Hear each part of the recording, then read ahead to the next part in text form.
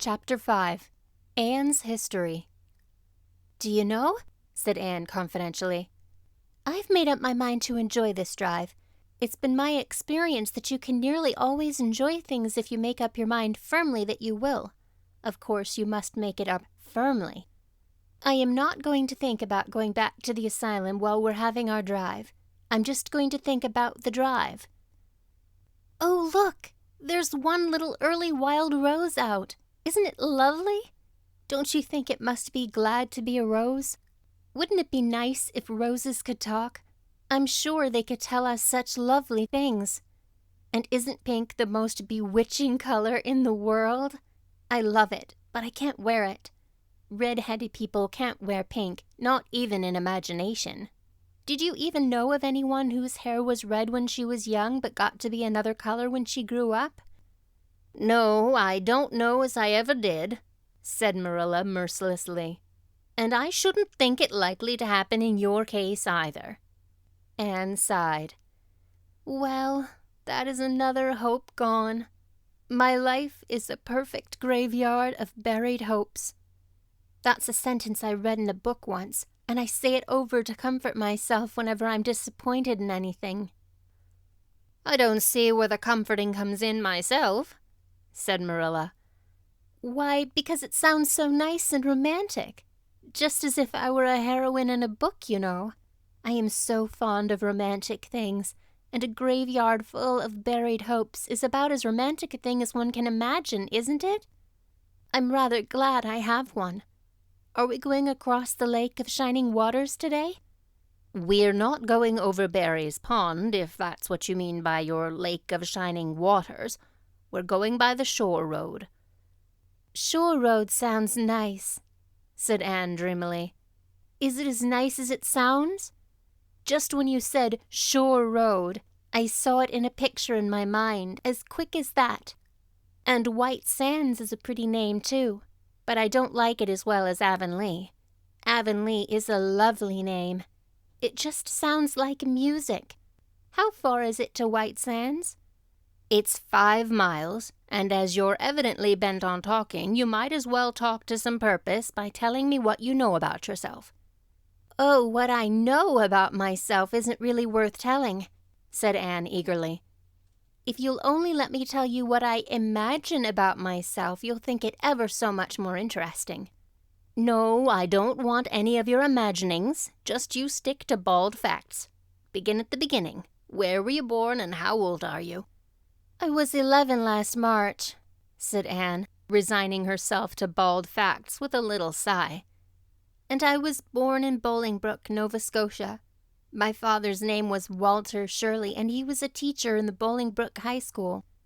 My mother's name was Bertha Shirley. Aren't Walter and Bertha lovely names? I'm so glad my parents had nice names.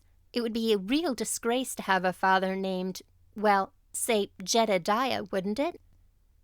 "I guess it doesn't matter what a person's name is as long as he behaves himself," said Marilla, feeling herself called upon to inculcate a good and useful moral. "Well, I don't know." Anne looked thoughtful. "I read in a book once that a rose by any other name would smell as sweet, but I've never been able to believe it.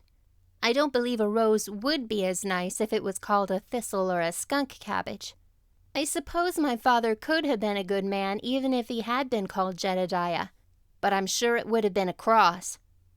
Well, my mother was a teacher in the high school too, but when she married Father, she gave up teaching, of course. A husband was enough responsibility. Mrs. Thomas said that they were a pair of babies and as poor as church mice. They went to live in a teeny little yellow house in Bolingbroke. I've never seen that house, but I've imagined it thousands of times. I think it must have had honeysuckle over the parlor window and lilacs in the front yard and lilies of the valley just inside the gate. Yes, and muslin curtains in all the windows. Muslin curtains give a house such an air. I was born in that house. Mrs. Thomas said I was the homeliest baby she ever saw. I was so scrawny and tiny and nothing but eyes. But that Mother thought I was perfectly beautiful. I should think Mother would be a better judge than a poor woman who came in to scrub, wouldn't you? I'm glad she was satisfied with me anyhow.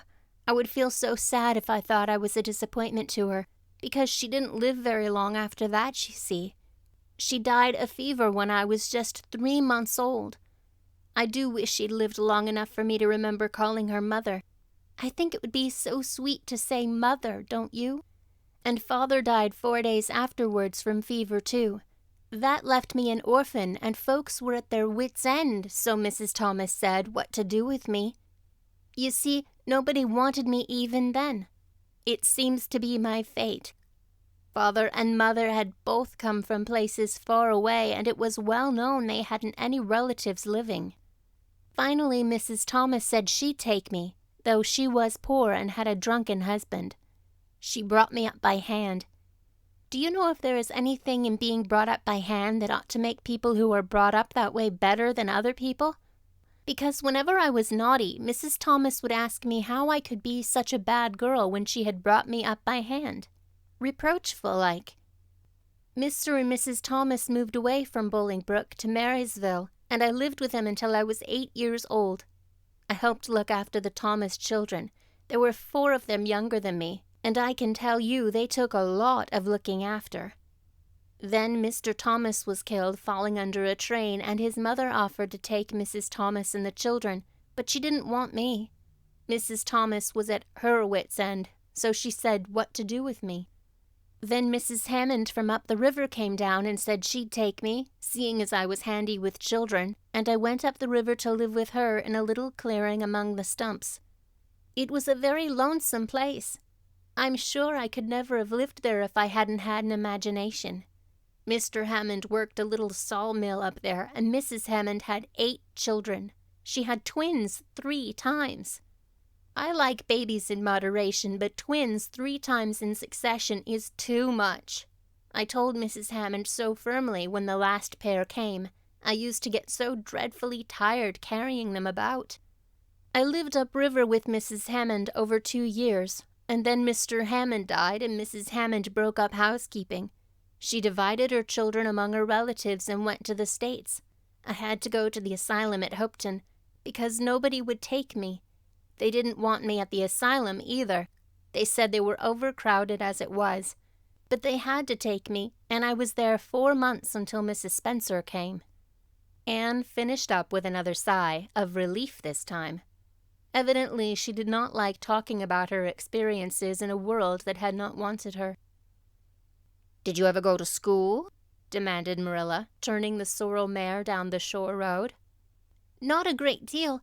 I went a little the last year I stayed with Mrs. Thomas. When I went up the river, we were so far from a school that I couldn't walk it in the winter, and there was a vacation in summer, so I could only go in the spring and fall. But of course I went while I was at the asylum. I can read pretty well, and I know ever so many pieces of poetry off by heart. The Battle of Hohenlinden, and Edinburgh after Flodden, and Bingen of the Rhine, and most of The Lady of the Lake, and most of The Seasons by James Thomson. Don't you just love poetry that gives you a crinkly feeling up and down your back? There is a piece in the 5th Reader, The Downfall of Poland, that is just full of thrills. Of course, I wasn't in the 5th Reader. I was only in the 4th, but the big girls used to lend me theirs to read." "Were those women, Mrs. Thomas and Mrs. Hammond, good to you?" asked Marilla, looking at Anne out of the corner of her eye. "Oh," faltered Anne. Her sensitive little face suddenly flushed scarlet, and embarrassment sat on her brow. "Oh, they meant to be. I know they meant to be just as good and kind as possible. And when people mean to be good to you, you don't mind very much when they're not quite, always. They had a good deal to worry them, you know. It's very trying to have a drunken husband, you see, and it must be very trying to have twins 3 times in succession, don't you think? But I feel sure they meant to be good to me." Marilla asked no more questions. Anne gave herself up to a silent rapture over the shore road, and Marilla guided the sorrel abstractedly while she pondered deeply. Pity was suddenly stirring in her heart for the child. What a starved, unloved life she had had, a life of drudgery and poverty and neglect. for Marilla was shrewd enough to read between the lines of Anne's history and divine the truth. No wonder she had been so delighted at the prospect of a real home. It was a pity she had to be sent back. What if she, Marilla, should indulge Matthew's unaccountable whim and let her stay? He was set on it, and the child seemed a nice, teachable little thing. "She's got too much to say," thought Marilla, "but she might be trained out of that. And there's nothing rude or slangy in what she does say. She's ladylike. It's likely her people were nice folks." The shore road was woodsy and wild and lonesome. On the right hand, scrub firs, their spirits quite unbroken by long years of tussle with the Gulf winds, grew thickly. On the left were the steep red sandstone cliffs, so near the track in places that a mare of less steadiness than the sorrel might have tried the nerves of the people behind her. Down at the base of the cliffs were heaps of surf-worn rocks or little sandy coves inlaid with pebbles as with ocean jewels. Beyond lay the sea, shimmering and blue, and over it soared the gulls, their pinions flashing silvery in the sunlight. "Isn't the sea wonderful?" said Anne, rousing from a long, wide-eyed silence.